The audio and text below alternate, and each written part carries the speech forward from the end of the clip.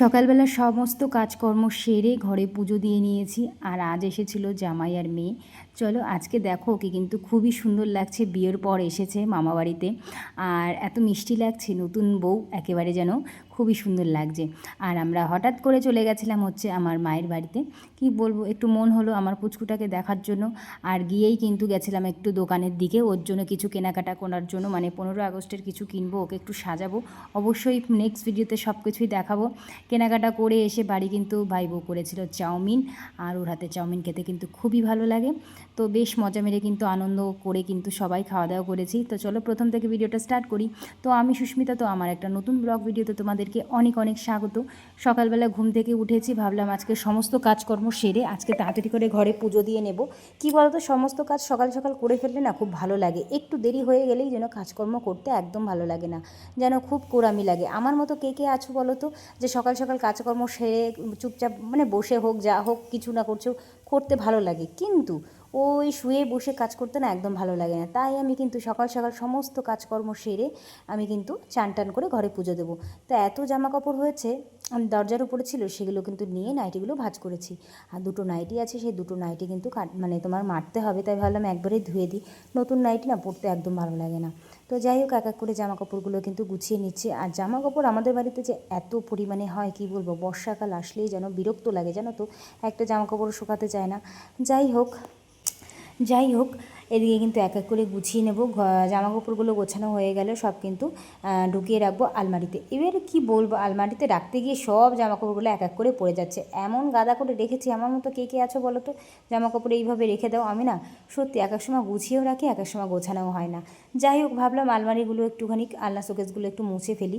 ধুলো ধুলো হয়ে গেছে, ওই দেখো বলতে বলতে কিন্তু পড়ে গেল, আবার ঢুকিয়ে ঢুকিয়ে রেখে দিলাম।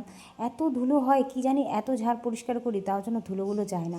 সমস্ত আলমারি, শোকেস, ড্রেসিং টেবিল সব কিছুই কিন্তু একটুখানি পরিষ্কার কাপড় দিয়ে মুছে নিয়েছি। কী বলো তো, বাড়িঘর পরিষ্কার করলে না যেন মনটা ভালো থাকে, জানো তো, সবার মধ্যে একটা পজিটিভ ভাবটা আসে। আমার মধ্যে তো খুবই আসে। হ্যাঁ, এইটা ঠিক মাথা থেকে জানো তো সরছেই না। কটা দিন যেন বিয়ের দিনগুলো কাটিয়ে এসেছি কত আনন্দে। এখন আবার ওই জীবন, সকাল হবে, ঘর ঝাড় দেওয়া, ঘর মোছা, সংসারটাকে গুছিয়ে রাখা, রান্না বান্না করা, এটাই তো আমাদের ছোট্ট একটা জীবন। কিন্তু আমরা এতে অনেক খুশি। বলো তো, একটা কথা কি জানো তো, যেটা ভগবান দেয় না সেটাই মেনে চলা ভালো। কী আছে জীবনে, এই আছি কাল নেই, শুধু শুধু জীবনটাকে এইভাবে না করে ভালোভাবে থাকো, ভালোভাবে চলো। জীবনটা একটা ছোট জীবন, এ জীবনে কিন্তু কোনো কিচ্ছুই নেই, আবার অনেক কিছুই, তাই না? তো যাই হোক, অনেক কিছুই বলে ফেললাম। ঘরটা কিন্তু আমার ক্লিন হয়ে গেছে। আর আজকে কিন্তু একটা সুতির শাড়ি পরেছি। আর যেহেতু শুনলাম যে মেয়ে জামাই আসছে, আর নাইটি টাইটি পরে থাকলে কেমন একটা লাগবে, তাই ভাবলাম একটু শাড়ি পরি। গরমে শাড়ি পরতে ভালো লাগে না, কিন্তু কি করব। আর শাড়ি পরলে কিন্তু নিজেকে একটু অন্যরকমই লাগে, বেশ ভালো লাগে। তো যাই হোক, এদিকে কিন্তু আমি পুজো দিয়ে নিয়েছি ঘরে। আজকে কিন্তু শুক্রবার, তো শনিবার তো এমনি 15ই আগস্ট, ওই ভিডিও তো তোমাদের সঙ্গে অবশ্যই শেয়ার করব। আর এদিকে কিন্তু পুজো টুজো দেওয়া হয়ে গেলে যাব হচ্ছে আমার জায়ের বাড়িতে, একটু যাই ওদের বাড়িতে একটু বসবো। সমস্ত কাজকর্ম হয়ে গেছে, সব কাজকর্ম এসেছিলাম রাস্তার দিকে, আর হাওয়া হচ্ছে এত সুন্দর কি বলবো।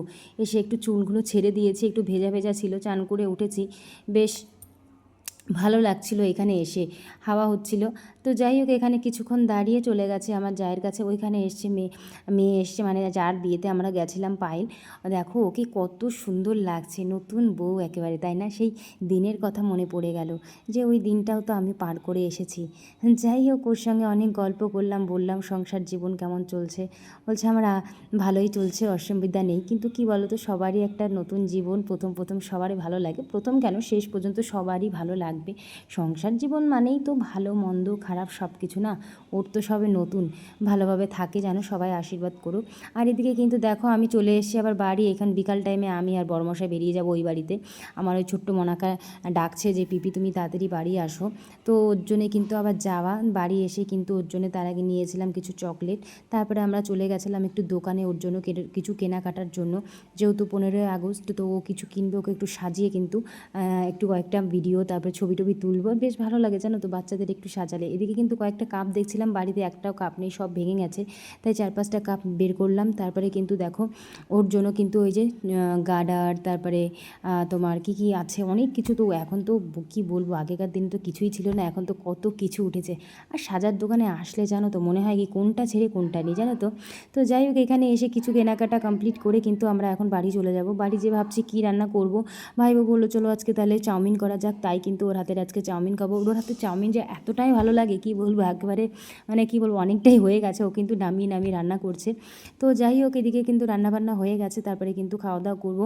আর সত্যি কথা বলতে দেখো, তোমাদের সঙ্গে সব কিছু তো শেয়ার করি, বেশ ভালো লাগে।